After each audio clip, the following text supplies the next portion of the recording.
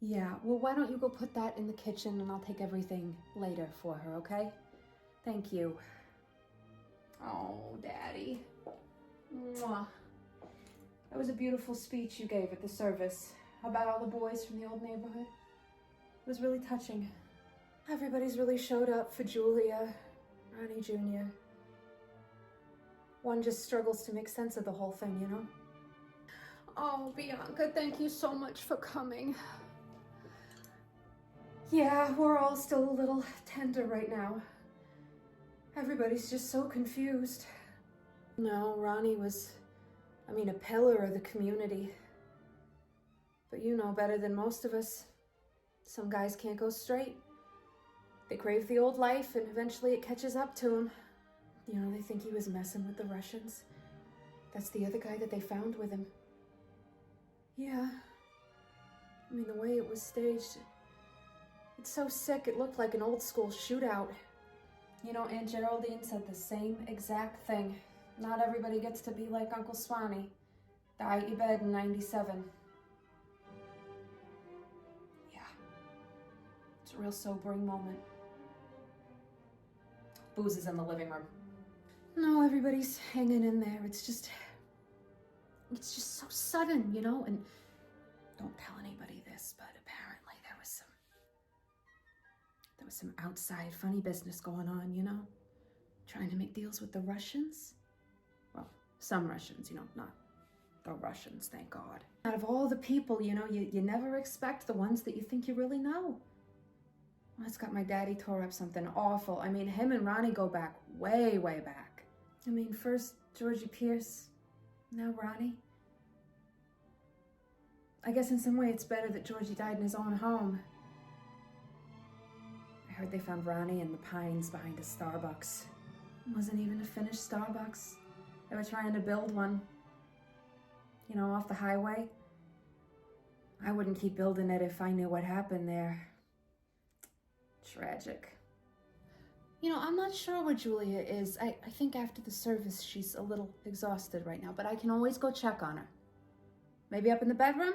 Why don't I go check, okay? You help yourself, you get some more coffee. We got whiskey over there.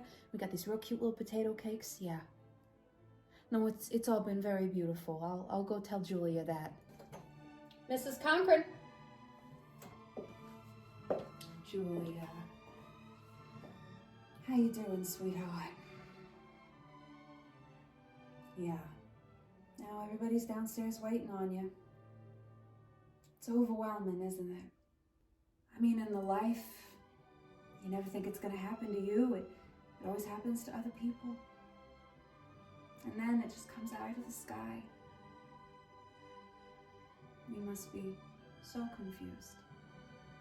But I don't think you're as confused as you'd like to be.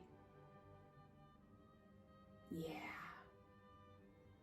You're not. Ugh, Julia, it would have been so much fucking easier if you were actually this fucking stupid, but you're not. Wives never are. Those days are over. It was over the day that your son brought a weapon into my house. And then fucked it up. Apparently it runs in the family. Just like Daddy. Oh. You're gonna beg. That's unsettling.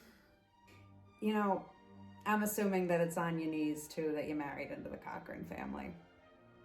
That's probably gotten you really far in life, and I would respect you for that if you hadn't tried to kill me. So why don't you get the fuck up and we can have a conversation like two regular fucking women, okay? You're embarrassing yourself. I weep for your son, Julia. He probably didn't know that he was gonna have to have any part in this. And it probably would have been better to keep him blissfully ignorant because he's clearly not cut out for life in the family. So here's what's gonna happen. You are gonna be so distraught over the death of your husband, a totally unnecessary murder in cold blood that will never be solved, that you decide to give up life in New York and you're gonna move to Pennsylvania. You're gonna move to a very quiet part of Pennsylvania outside of Philadelphia where there are several boarding schools. And with a good word from an anonymous source, you will enroll Ronnie Jr. in one of these. And you will spend the rest of your miserable fucking life in the middle of the country. And maybe you'll get married again. Farmers Only is supposed to be great. And if you think that you're going to get in with any of the families in Philadelphia, I assure you that's not possible, because Dom's been making calls all morning, which is why I left him in our house taking a nap. He would have really loved to be here though, but he knows what he's got, and he used it. So you essentially are on an island for the rest of your life, and you can make of that island whatever you like. I don't think you understand, Julia. You're exiled. You have no more stake in this life. You have no more position. You have no more power.